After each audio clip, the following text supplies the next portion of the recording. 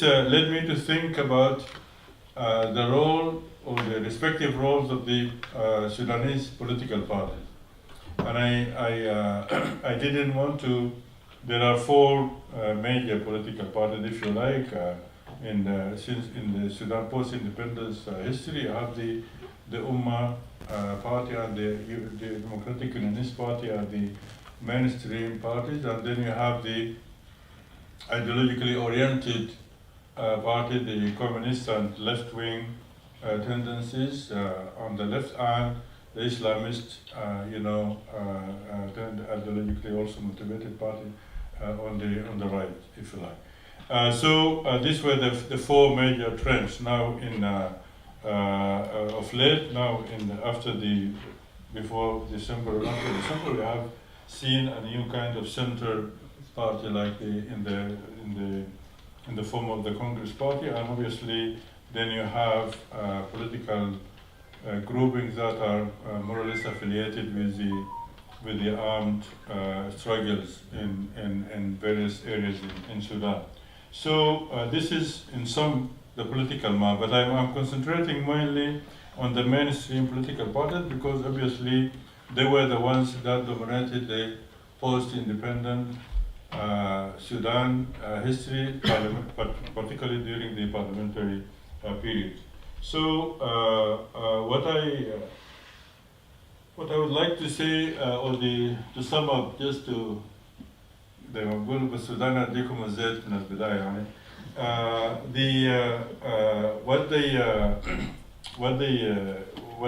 the main argument is that there are deep deep societal, economic, and political changes that Sudan underwent under the Bashir regime that affected its political map. And looking at the mainstream political parties, the Ummah and DUP, it is most likely that they had significantly sustained shrinking constituencies. Right now, this has not been tested. It had not been tested because there were no elections after December revolution. But that is my argument, and I will go to say why I think it happened like that. Now, in terms of the background, I think you are all aware that the two parties commonly share a sectarian base. In the Ansar, in the case of the Ummah, the Khatmiya in the case of the Democratic Unionist Party, in addition to pioneer educated elite who emerged during the colonial period, a business class associated with the agrarian and commercial businesses, native administration, the leadership or the elite of the native administration also were more respectively allied between the two parties, and smaller Sufi orders also under the umbrella of respective Ansar and Khatmiya. In terms of the geographical concentration, I think, as we know, Ummah is concentrated following the sectarian divide. So Ummah concentrated in Western Sudan, Blue Nile, parts of Central Sudan, Southern Jazeera, south of Sudan, DUP, northeastern and Central Sudan, and mostly in urban centers. Wherever there are commercial businesses or activities, you will find the DUP getting the most electoral voters during the 50s and the 60s. And then, so these were the issue. The two parties dominated the parliamentary democracies from the self-ruled parliament in 1954 until the elections of 1986, and I'll come to that in a minute. Under the regime of Jafar Numeri, there were some changes that in some way affected a lot of the two parties. This has something to do with the policies that were pursued by the Numeri regime, particularly during it is what is known as, or what we call populist phase of Numeri, which is like a socialist-oriented measures, dissolution of native administration, expansion of general education, agrarian reform, that in some ways affected to some extent the constituencies, expansion of developmental schemes modeled the Gezira model, and this in some ways, and also because of the kind of political pressure,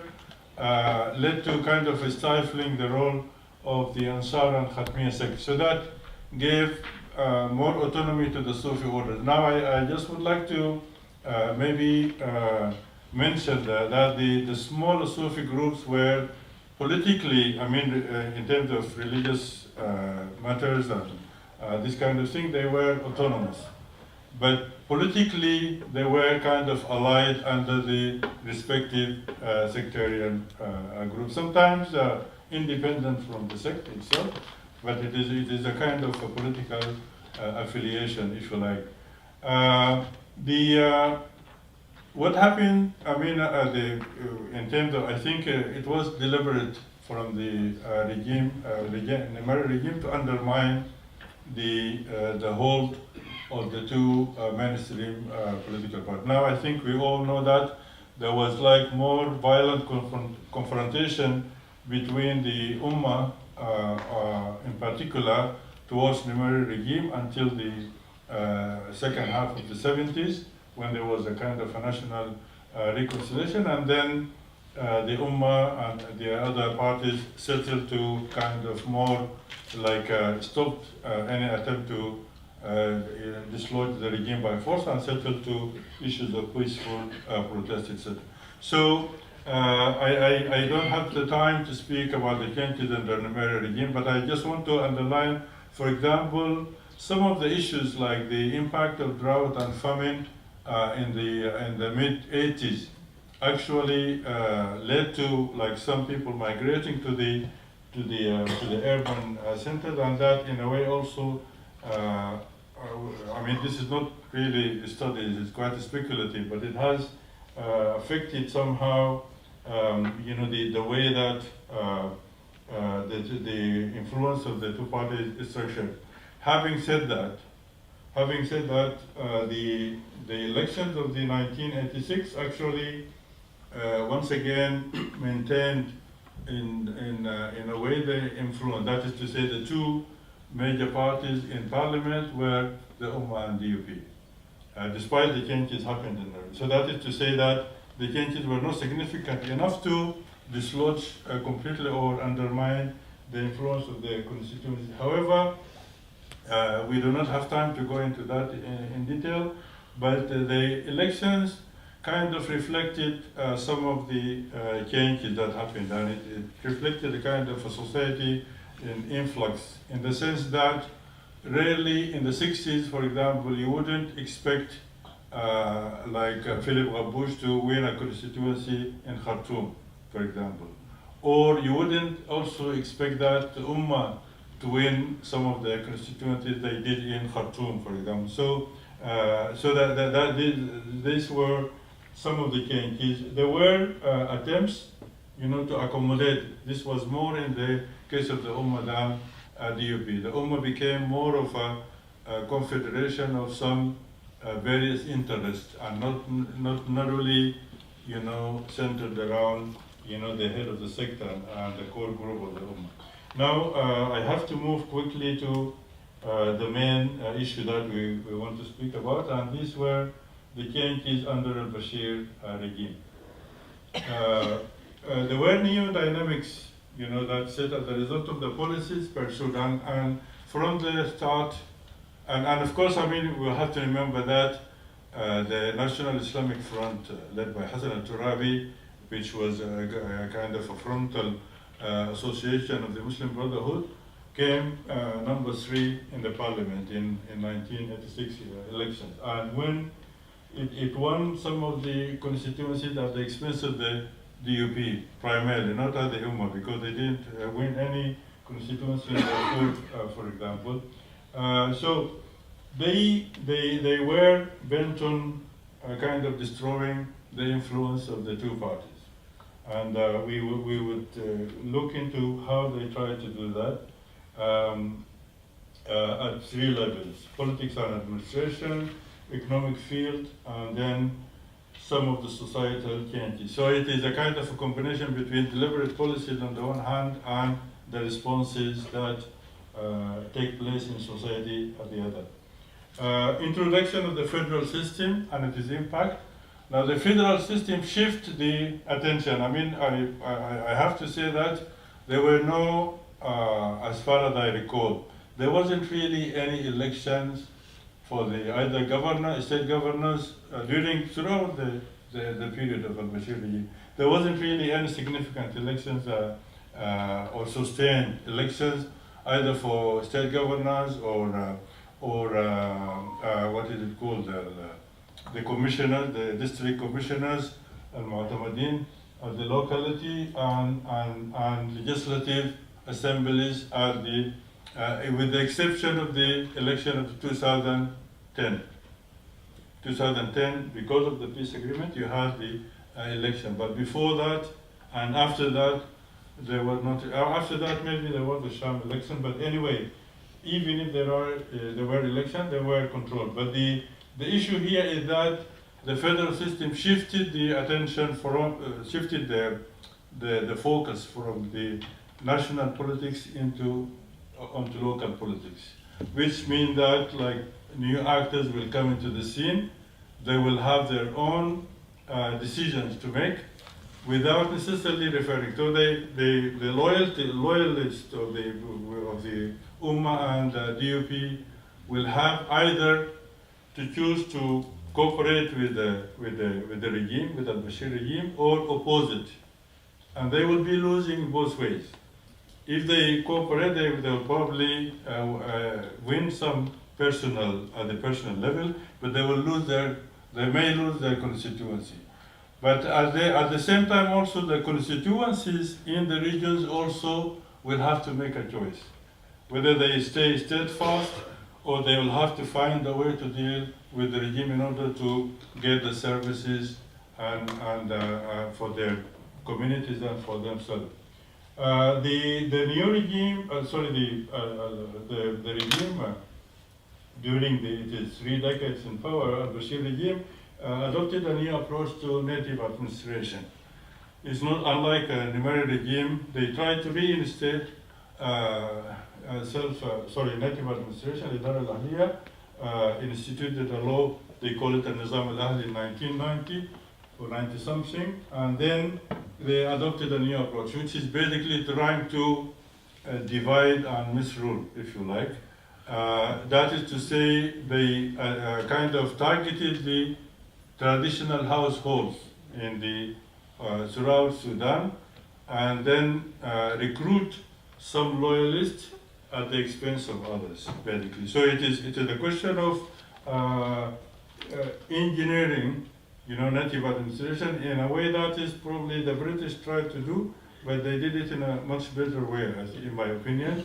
These people tried to engineer their own native administration in a way that would serve only their interests, and it ended up actually weakening significantly native administration. I mean, that everybody speaks about the Idara al-Ahliya right now, but what is happening in Idara al-Ahliya today? And we, unfortunately, we don't have the time to discuss this further.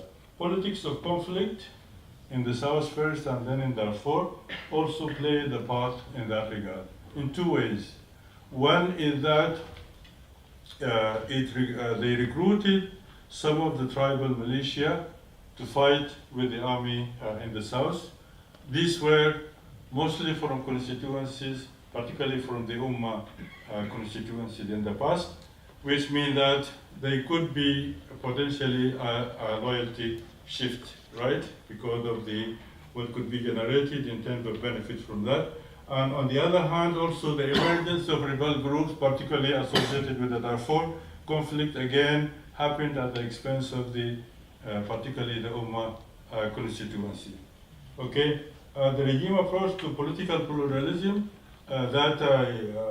for example, the Tawali device that Turabi put in the 1998 constitution, and I called it exercising controlled democracy, which is basically the regime, maintain a firm hand on the political process, on the political process, and then allow, people a margin of some sort of activity. In the economic field, there is a lot of talk, but I think the main important point here,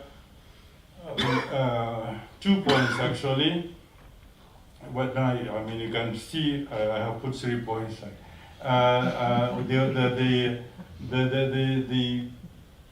There was a deliberate attempt to undermine the business classes associated with the Ummah and DUP, and I think this is something that you will probably, most of you will be aware about, to the benefit of the Islamist business class, using the Islamic banks as a vehicle, using the state power as a vehicle in that process.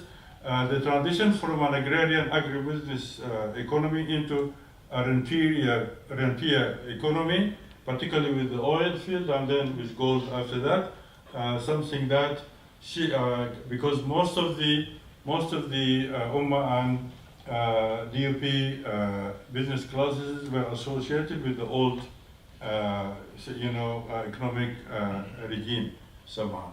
So they were not really with. And then the impact of sanctions shifted also the way that people can conduct international business, definitely. And that is also what the benefit that the agents associated with the regime are the one who control export and import trade, and that is also will undermine the benefits of the Ummah and DUP classes. Now, in terms of the societal changes that happened, we have seen during the last 3 decades really huge demographic expansion. I mean, if you just look at Khartoum, for example, which is a population nearly 10 million people, mostly migrating from different areas, that definitely affected the constituency. The same, the expansion of higher education also transformed a lot of young people from potential farmers and nomads into people who are supposed to be like professionals and skilled workers and this kind of thing, but actually they were mostly unemployed. But the fact that they were unemployed, it does not lead them to go back and farm their land, but maybe come to the city and drive rickshaw and amjad perhaps. But in any case, it is politically affecting these constituencies. And then, of course, the limited space for independent activism also did not allow possibility of that. And then finally, all this, if you look at it, how did the constituencies responded to this matter? In particular, I just want to underline the leadership matter. I mean, to what extent the leadership of the both parties tried to respond to these changes. Now, what I called before the kind of instituted or deliberate factionalism, which is co-opting, some of the factions in terms of, trying for them to cooperate with the regime, affected definitely the parties. But all these changes, I think, also contributed to a leadership crisis in the 2 parties, and this is something that could have been addressed after the revolution, but we haven't seen any none of the parties had held this general congress, for example, to look into the matter and a number of things. So if there are further issues, maybe we can, if there is time for discussion, we can address them, but thank you for your attention.